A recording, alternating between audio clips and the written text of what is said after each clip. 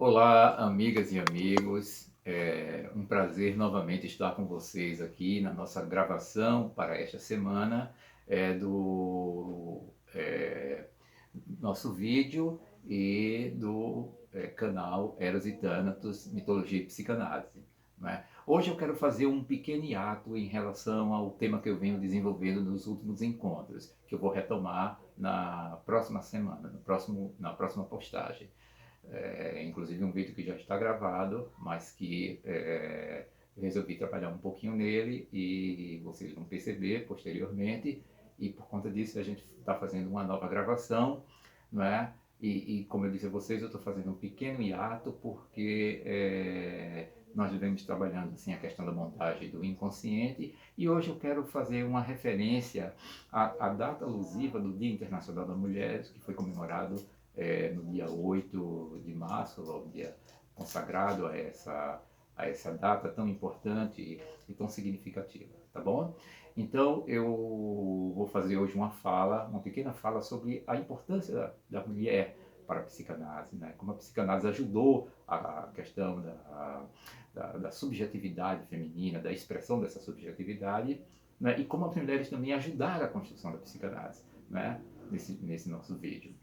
Bom, pedindo a vocês que dê o like, né, se vocês gostarem do vídeo, tanto os meus, que nós lançamos nas quintas-feiras, e também os de Sérgio, né, que tem feito ótimas narrativas sobre questão de mitologia, né, em que ele grava 2 vídeos semanais, um no domingo e outro na segunda-feira. Então, pedimos que vocês, gostando dos vídeos, dê o like, né, se inscrevam para que o nosso canal se expanda, para que mais pessoas possam ter acesso aos nossos conteúdos, às discussões que a gente traz para vocês. Participem, colaborem, traga questões, comentários, críticas, é sempre muito importante e será sempre muito acolhido por nós, tá bom? E, além de acionar o sininho das notificações, porque aí vocês vão ser sempre informados a respeito das nossas postagens. E semanalmente nós postamos conteúdos novos, tanto eu quanto o Sérgio Paulo. Né? Sérgio com conteúdos de mitologia, eu, Edson Flávio Barbosa e Silva, com conteúdos de psicanálise, mas também fazendo interseções entre psicanálise e mitologia. Né? Bom, mas indo para o tema que eu quero desenvolver com vocês hoje.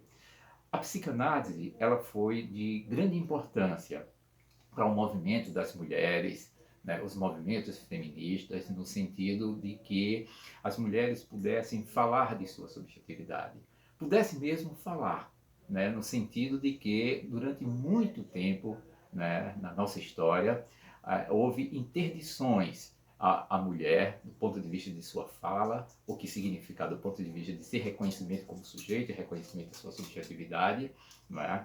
De colocar as suas questões, de colocar as suas diferenças, e também com relação ao gozo, o gozo sexual da mulher, o desejo sexual da mulher. Essas questões foram durante muito tempo objeto de muita interdição, de agressividades por parte do universo patriarcal, né, de violências mesmo, de buscas de emudecimento da mulher e de objetificação da mulher. Então, a psicanálise ela foi muito importante porque ela ajudou a que as mulheres tivessem mais elementos, mais ferramentas pelos quais ela pudesse dizer, né, das suas questões, dos seus desejos, do seu lugar no mundo, da sua subjetividade, da sua diferença, da sua singularidade, e não ser, como nas visões mais conservadoras e reacionárias, uma peça, né, um objeto do universo masculino, uma costela de Adão. Né? Como esse universo muitas vezes retratou a mulher de uma maneira muito violenta, né, expropriando. Né? É bom lembrar, por exemplo, que diante das expressões de desejo da mulher, do gozo sexual da mulher, as mulheres em determinado momento eram vistas como bruxas e por tal queimadas, né? Porque elas estariam corrompendo condição humana por conta do seu desejo de se expressar, da tentativa de expressar os seus próprios desejos. Depois elas foram tratadas com uma certa irrelevância pela ciência, quando elas, por exemplo, falavam das suas queixas, das suas manifestações clínicas, como na histeria, por exemplo, uma clínica muito importante para a psicanálise, mas também para a manifestação dessas falas que não se expressavam, que não eram escutadas, e como as manifestações sintomáticas delas, muitas vezes manifestações corpóreas que não encontrava uma etiologia, uma causa no corpo delas, né? Então eram tratadas pela medicina até meados do século XIX como simulação. Então a ciência também, de alguma forma, interditava, né, excluía a mulher de expressar, inclusive do ponto de vista de suas questões, de seus sintomas, de suas manifestações, do seu corpo, não é? Porque tudo isso era objeto de uma negação, de uma exclusão. A psicanálise, portanto, quando ela surge, ela vai dar voz a essas mulheres, não é?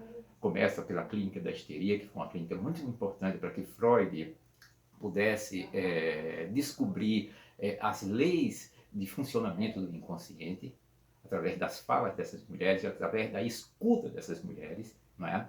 Há, um pouco antes de Freud, mas contemporâneo a Freud, um médico francês muito importante, o Jean-Martin Charcot, que num instituto de psiquiatria dedicado à clínica de saúde mental das mulheres, o Instituto Salpêtrière, ele começou a detectar, não é, que aquelas queixas das mulheres histéricas não era simulação, que haviam ali sintomas e, como tal, reivindicou uma categoria sintomática, né, que mudasse o estatuto do olhar e dos procedimentos clínicos em relação a essas mulheres, que olhasse para essas mulheres, os seus sintomas, mas para elas próprias. Não é?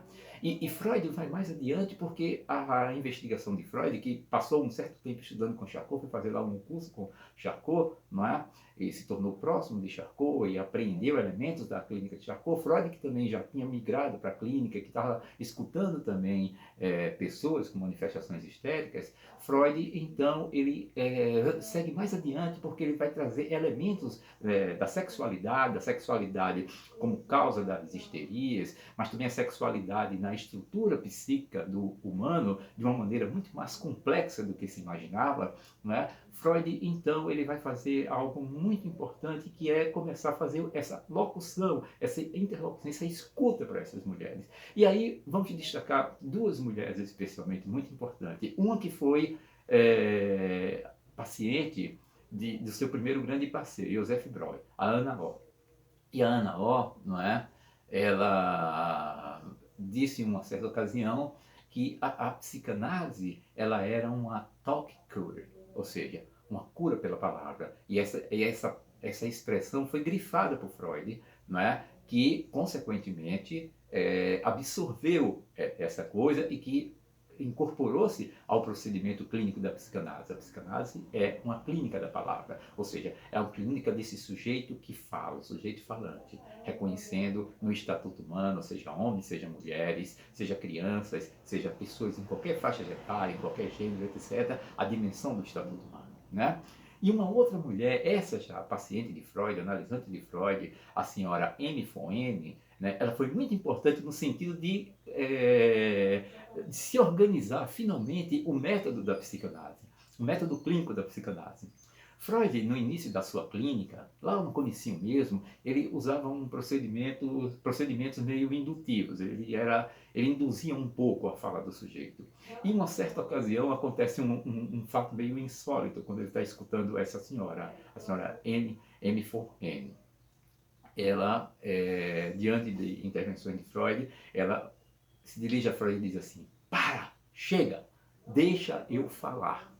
E esse deixa eu falar teve um impacto muito grande para Freud e para a percepção de como a clínica dele poderia se desenvolver de maneira mais razoável. Ou seja, é a partir daí que Freud vai pensar o método da clínica psicanalítica como um método da livre associação, ou seja, não fazendo intervenções diretas o tempo inteiro, não dirigindo a palavra do outro, mas permitindo que o sujeito possa falar livremente das suas questões. Falar livremente não significa que é uma clínica de ausência do analista, não. Significa que o analista vai escutar, o analista vai intervir, não é? Mas o analista vai permitir que esse sujeito, né, vai escutar o que esse sujeito tem a falar, porque aí traz o seu sintoma, aí traz as suas questões, mas aí também traz a possibilidade de se inventar, de se encontrar soluções para esses sintomas. Então, essas mulheres, né, a Ana e a Amy Foemi, interferiram muito no que é hoje o método da psicanálise, da associação livres.